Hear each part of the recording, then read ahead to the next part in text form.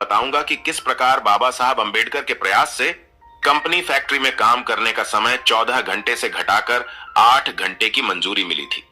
सुबह 9 बजे से रात 11 बजे तक करना होता काम, डॉक्टर अंबेडकर ने घटाए थे काम के घंटे। ब्रिटिश काल में 14 घंटे करना होता था काम, श्रम मंत्री के रूप में डॉक्टर अंबेडकर ने किए 8 घंटे। इसी के बारे में मैं आपको पूरी जानकारी देने वाला हूँ। कैसे बाबा साहब ने इस काम को अंजाम दिया, तो वीडियो के अंत तक बने रहे। मजदूरों की भलाई का श्रेय किसको जाता है? वो कौन है जिसने मजदूरों के काम के घंटे से लेकर इंश्योरेंस तक की लड़ाई लड़ी? जवाब है डॉक्टर B.R. आम्बेडकर। आइए आपको बताते हैं बाबा साहब ने मजदूर वर्ग के लिए क्या कुछ किया। संविधान निर्माता डॉक्टर भीमराव आम्बेडकर का मजदूर दिवस को ऐतिहासिक बनाने में कितना महत्वपूर्ण योगदान रहा है, ये शायद ही कम लोग जानते होंगे। आपको बता दें कि संविधान निर्माण के अला है जिसने आजादी के पहले से आज तक हर नौकरी पेशा, कामगार या मजदूर के जीवन को प्रभावित किया है। देश भर में आज के समय में अधिकांश फैक्ट्रियों, कंपनियों, प्राइवेट प्रतिष्ठानों में 8 घंटे का कामकाज निर्धारित है। ब्रिटिश काल में ऐसा नहीं था। उस समय 14 घंटे का कार्य दिवस था, अर्थात आपको 14 घंटे हर हाल में काम करना ही होता था।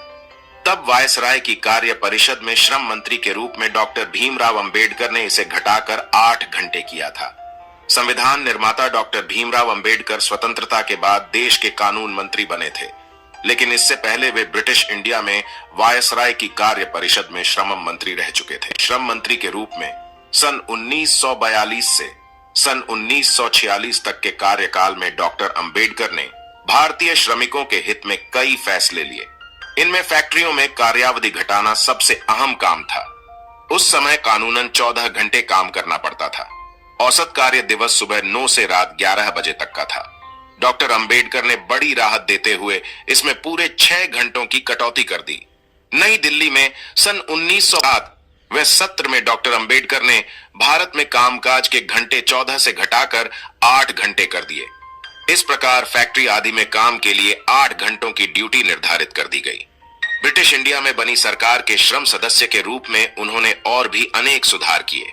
कर्मचारियों को महंगाई भत्ता, डीए, अवकाश लाभ, वेतन लाभ का पुनरीक्षण आदि आज बाबा साहब अंबेडकर की देन है। अंबेडकर ने ही ट्रेड यूनियन की मान्यता भी अनिवार्य की थी, रोजगार कार्यालयों की स्थापना भी की। भारतीय संविधान के जनक डॉक्टर भीमराव अंबेडकर मशहूर विधिवेत्ता, अर्थशास्त्री, राजनेता और समाज सुधारक थे। उन्होंने दलितों के खिलाफ सामाजिक भेदभाव को खत्म करने के लिए लगातार काम किया। कानून मंत्री व ब्रिटिश राज में श्रम मंत्री के रूप में महिलाओं और श्रमिकों के हित में अनेक कदम उठाए। देश में रोजगार कार्यालयों की स्थापना करने में भी उनकी अहम भूमिका थी। बाबा साहब डॉक्टर अंबेडकर ने 1937 में की थी। इसके बाद डॉक्टर अंबेडकर ने जुलाई 1942 में श्रम मंत्रालय का कार्यभार संभाला था। नवंबर 1942 में भारत में 14 घंटे से घटाकर 8 घंटे का कार्य दिवस कर दिया गया था। गठन के कई साल बाद डॉक्टर अंबेडकर को उनकी बुद्धिमत्ता, गहन अध्ययन और प्रखर सोच के चलते वायसराय की एग्जीक्यूटिव काउंसिल में श्रम सदस्य नियुक्त किया गया। तब उन्होंने सबसे अहम सलाह यही दी या 14 से घटाकर 8 घंटे कर दिए जाएं। अंग्रेजों ने ना नुकुर की, लेकिन बाबा साहब ने इतने प्रखर तर्क दिए कि काउंसिल ना नहीं कर सकी। अंततः यह नियम बन गया। आज भी यदि आप 8 घंटे ही काम कर छुट्टी पा लेते हैं तो बाबा साहब को धन्यवाद दीजिए। आज के नेता ऐसी कमरों में बैठकर नीतियां बनाते हैं, लेकिन बाबा साहब खुद ग्राउंड जीरो पर पहुंचते थे। बाबा साहब ने धनबाद कोल माइंस और रानीगंज कोल फील्ड का दौरा किया और खत पर विस्तृत रिपोर्ट भी बनाई। 9 अप्रैल 1946 को Baba Saheb mica mines labour welfare fund bill लेकर आए ताकि मजदूरों की भलाई के लिए एक अलग से फंड बनाया जा सके। महिलाओं के लिए mines maternity benefit amendment bill लेकर आए। 29 जुलाई 1943 को बाबा साहब कई और बिल लेकर आए। माइंस में काम करने वाली महिलाओं के लिए mines maternity benefit amendment bill लेकर आए और उसे पास कराया ताकि बर्दाश्त मिल सके और उसका वेतन भी ना कटे। Mines maternity benefit amendment bill पर बोलते हुए बाबा साहब ने कहा, यह काम से अनुपस्थित या काम से शब्द को हटाने के लिए है, जो मातृत्व लाभ अधिनियम की धारा 5 से अस्पष्टता का कारण बनता है। और इस खंड को इस आशय को पढ़ने के लिए सलाह दी जाती है कि 4 सप्ताह से पहले हर दिन महिला को प्रसव से पहले मातृत्व लाभ का हक हो। समान काम के लिए समान वेतन का भी अधिकार, समान महिलाओं को भी समान वेतन दिलाने के लिए भी बाबा साहब ने संघर्ष किया था। असेंबली में बाबा साहब ने कहा था, हमें इसका भी ख्याल रखना चाहिए कि महिलाओं को भी पुरुषों के समान वेतन मिले। मुझे लगता है कि यह पहली बार है जब किसी इंडस्ट्री में समान काम के लिए समान वेतन देने का सिद्धांत लागू किया गया है, वो भी बिना किसी लैंगिक भेदभाव के। हमें इसका भी ध्यान रखना होगा कि महिलाएं उस गलियारे में काम ना करें जो 5:30 से पहले जोखिम भरी जगहों पर भी महिलाओं से काम कराया जाता था। इससे पहले जोखिम भरी जगहों पर भी महिलाओं से काम कराया जाता था।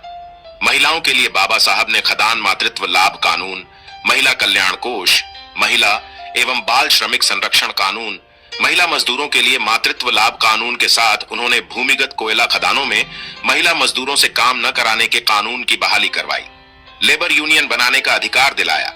बाबा साहब लेबर यूनियन को भी बेहद भले 1926 में बन गया था, मगर मालिकों द्वारा श्रमिक संगठनों को मान्यता देने को अनिवार्य बनाने का कानूनी संशोधन 1943 में हुआ। 13 नवंबर 1943 को बाबा साहब Indian trade union amendment bill लेकर आए थे ताकि फैक्ट्री मालिक ट्रेड यूनियंस को मान्यता दें। इसी समय काम करते समय दुर्घटना का बीमा, जिसे बाद में ईएसआई का रूप मिला, कानून बना। इसी समय बने कोयला और माइका कर्मचारियों के प्रोविडेंट फंड और सारे मजदूरों के बाबा साहब ने लेबर पार्टी बनाई। बाबा साहब ने 15 अगस्त 1936 को इंडिपेंडेंट लेबर पार्टी की स्थापना की थी। उसके टिकट पर वे निर्वाचित हुए थे और 7 नवंबर 1938 को 1 लाख से ज्यादा मजदूरों की हड़ताल का नेतृत्व भी डॉक्टर आंबेडकर ने किया था। इस हड़ताल के बाद सभा को संबोधित करते हुए उन्होंने मजदूरों का आह्वान किया कि मजदूर मौजूदा लेजिस्लेटिव काउंसिल में अपने प्रतिनिधियों को चुनकर सत्ता अपने हाथों में। हड़ताल से पहले 6 नवंबर 1938 को लेबर पार्टी द्वारा बुलाई गई मीटिंग में बड़ी संख्या में मजदूरों ने हिस्सा लिया।